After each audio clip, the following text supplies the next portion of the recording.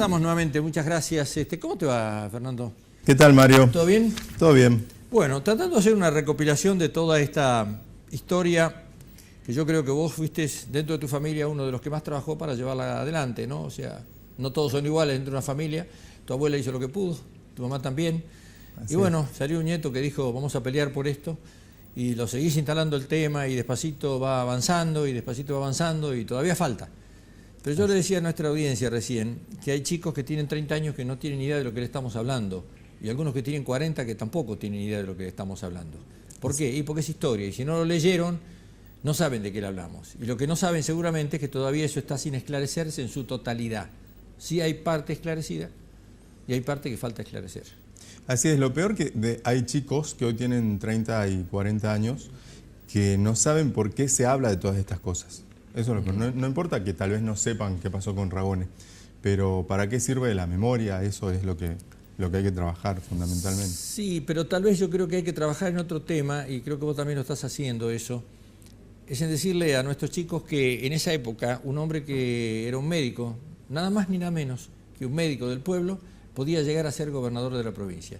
O sea, una cosa impensada en los momentos que esa gente hoy está viviendo. Efectivamente. ¿O no? Exactamente. Claro, entonces vos decís, bueno, pero a ver, ¿y cómo se llega de ser médico, un buen tipo, cómo llega a ser gobernador de una provincia? Y hoy yo creo que sería imposible pensarlo eso, ¿no? Efectivamente, no solamente él llegó, ¿no?, siendo médico, sino toda una camada de gobernadores en el país, que eran médicos, bueno, Cámpora, que era odontólogo, era una época de la política diferente. Uno de los periodistas que trabajó muchísimo en eso, yo me acuerdo de haber visto informes de él en Las Barbas en Remojo, fue Héctor Alí, precisamente en este canal, ¿no? ¿Cómo te va, Héctor? Hola, ¿qué tal, Mario? ¿Cómo estás? ¿Todo bien? Todo bien. Bueno, me alegro mucho. Yo creo que lo primero que deberíamos hacer, a fines de ir ordenando un poquito esto, es de poner en el aire el material que se ha preparado en una recopilación interesante, donde después hacemos mención, por supuesto, a quien es la que ha hecho de alguna manera este archivo de cosas para que nosotros lo podamos poner en el aire hoy. ¿Te parece bien? Me parece perfecto. ¿A usted también, señor Alí? Por supuesto. ¿Sí? Muy bien, lo vemos. Lo vemos. La mañana del 11 de marzo de 1976, el doctor Miguel Ragone se preparó al igual que todos los días para cumplir con su rutina como médico del Hospital Cristofredo Jacob. El país vivía días muy convulsionados y el médico del pueblo, como lo llamaban, no estaría ajeno a aquella tragedia que enlutaba a los argentinos. Ragone ya había sido amenazado para que desistiera de presentarse nuevamente como candidato a gobernador, decisión que había tomado la noche anterior. Tras salir de su casa, el auto que conducía fue interceptado por otros vehículos y seguramente en ese momento habrá pensado que aquello sería lo que muchos temían que podía ocurrirle. Ragone se resistió y las manchas de sangre encontradas posteriormente en su auto hicieron presumir que fue asesinado en el mismo momento en que fue secuestrado. Sus captores mataron también al comerciante Santiago Arredes e hirieron a la empleada Margarita Leal, testigos involuntarios del secuestro.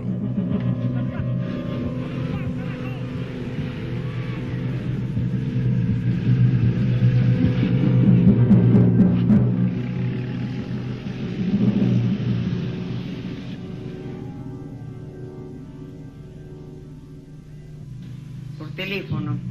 ¿Está el doctor Ragone? No. ¿Dónde está? Está operando, le decía yo. Bueno, esa era la señora de Rayé, que ya sabían, yo no sabía nada. Al rato, otra vez el teléfono. A todo le contestaba yo lo mismo porque él salió para el hospital. Y bueno, cuando vino mi cuñado, dice, che, dice, vos lo más tranquila acá y sabes que lo han secuestrado a Miguel. ¡Uy, Dios mío! Me fui arriba y saltaba, como una loca, porque vino el juez Lona, que era muy amigo de nosotros, y a mí me habían dicho que había quedado un zapato con sangre ahí. Yo hasta que no lo veía el zapato no podía creer, viste, cuando uno...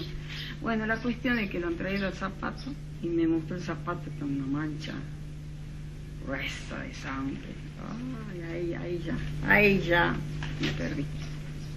Ya se llenó la gente, la casa de gente y todo.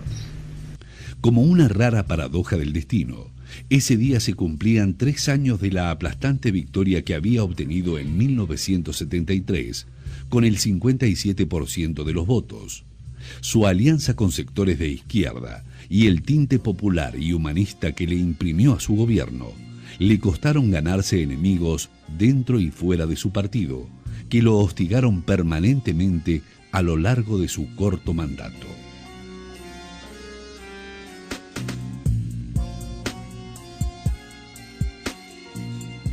La provincia era una muestra más de los enfrentamientos ideológicos que en poco tiempo llevarían al país a una guerra entre bandas armadas fuera de control. Aquella tensión política y gremial que redundaba en enfrentamientos y ataques cotidianos también se vivió en Salta. Hubo atentados con bombas y disparos contra miembros del Poder Judicial, gremialistas y militantes de la época. Aquí en Salta la represión ya empieza a partir, digamos, de la muerte de Perón. La caída de Cámpora y la pérdida de poder que tienen los sectores de la tendencia revolucionaria, digamos, castiga terriblemente a Salta. Aquí mataron mucha gente. Yo no fui testigo presencial, pero al otro día me despertaba y no sabía si a quién le tocaba. Y desaparecidos. Y en mi casa me rompieron todo, mis hijos eran pequeños, yo no estaba. Me destrozaron todo con una impunidad total. Ahí comienzan los actos violentos. Nos quemaban los libros. Se agudiza con atentados y amenazas. Ya empezaron algunas bombas. Bomba a Pfister, bomba en mi casa, es decir, una persecución ideológica evidente. Ragone resistió los embates contra su gobierno de parte de la derecha peronista y sectores conservadores hasta que finalmente su gobierno fue intervenido por orden de la expresidenta Isabel Martínez de Perón. Saca presos comunes, le pone el uniforme y le pone las armas.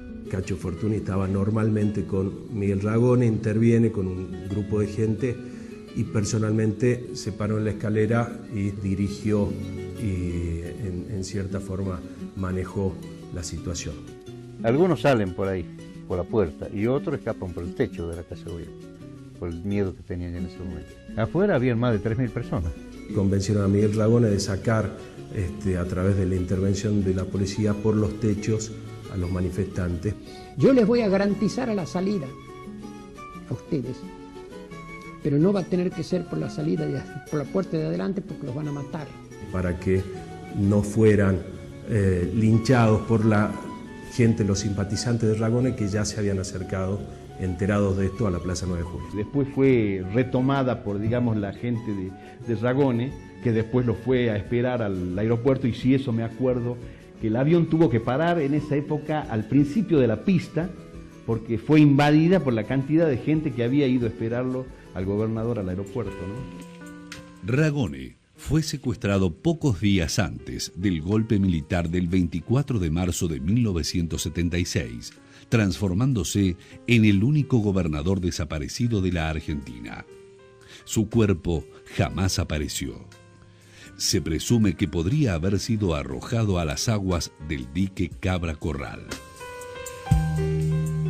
Pasaron muchos años hasta que su figura fuera reivindicada incluso dentro del Partido Justicialista. Cada año solo un pequeño grupo de personas se atrevía a recordar el aniversario de su muerte. El silencio parecía resumir las culpas que por acción u omisión se habían repartido dentro y fuera de esa fuerza política. Años después, su nombre fue utilizado para bautizar calles, plazas y escuelas.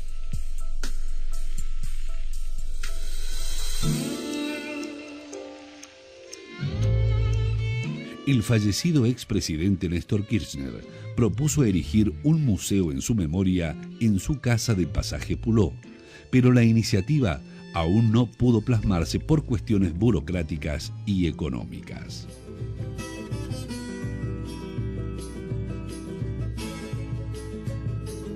Nosotros no nos dábamos cuenta que mi abuelo era el gobernador. Don Miguel era bueno y heroico. Era un hombre de una exquisita sensibilidad. Ragón era un líder democrático popular, sí. Quería con sinceridad a la gente humilde, a la gente pobre, a la gente trabajadora. Él ayudaba mucho a la gente, lo que le podía ayudar, lo ayudaba. La expresión de la desaparición del doctor Ragone, porque en él simboliza la de centenares de compañeros. La de centenares de compañeros. Pasarían 36 años hasta que la justicia condenara a prisión perpetua a quienes fueron considerados responsables ideológicos de su secuestro y asesinato, entre ellos los militares Carlos Mulhol y Alberto Gentile y el excomisario Joaquín Gil. Durante el proceso, declararon policías que actuaron en aquella época y que de alguna u otra manera apuntaron al ex juez federal Ricardo Lona por las graves falencias y encubrimiento en la investigación del hecho. El ex magistrado está siendo juzgado actualmente por su mal desempeño y como partícipe del homicidio en la causa Ragone II, y podría ser procesado en los próximos días por el juez Fernando Poviñas. También, en poco tiempo, se estaría requiriendo la elevación a juicio de la causa que involucra a 3 policías por su participación en el secuestro y asesinato del doctor Miguel Ragone. La expectativa latente, además de establecer su responsabilidad como autores materiales del hecho, apunta a saber si estos ex agentes romperán el pacto de silencio que imperó a lo largo de todos estos años para saber dónde están los restos del ex gobernador. Es una deuda pública que afecta a miles de familias de desaparecidos que, como los Ragone, aún no tienen el merecido consuelo de llorar su recuerdo en una sepultura.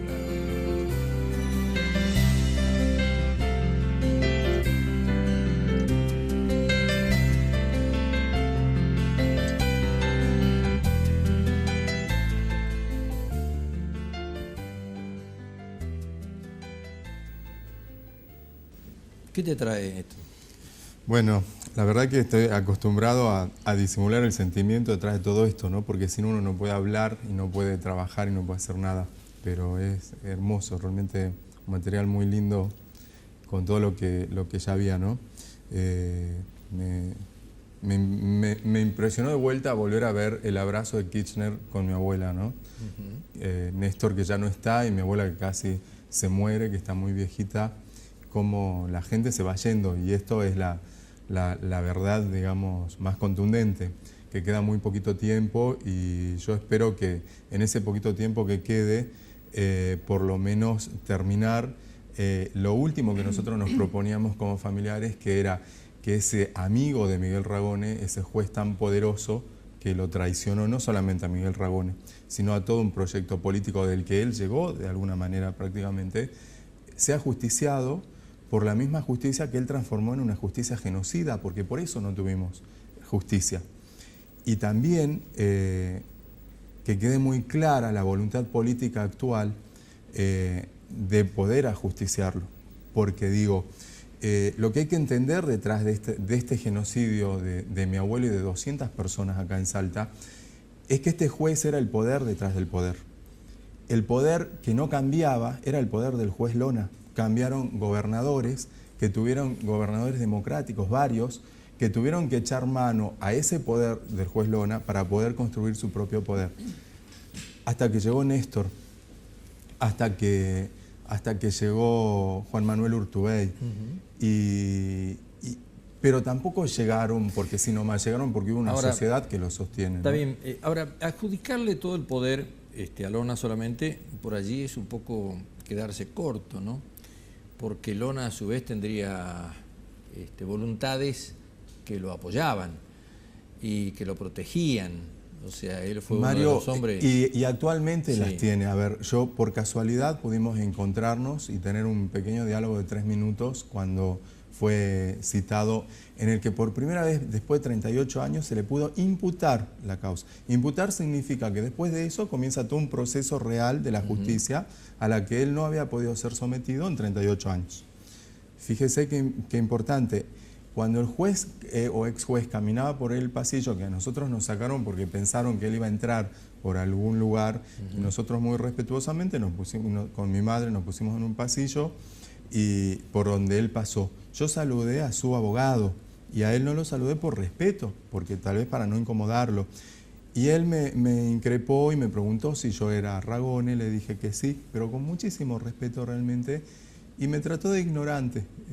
Bueno, es muy soberbio, ¿no? Es muy, muy soberbio. O sea, sigue siendo exactamente Sigue igual, siendo a igual. que cuando Pero manejaba la justicia. Lo que más me impresionó es la devoción de la gente, de los empleados del Poder Judicial.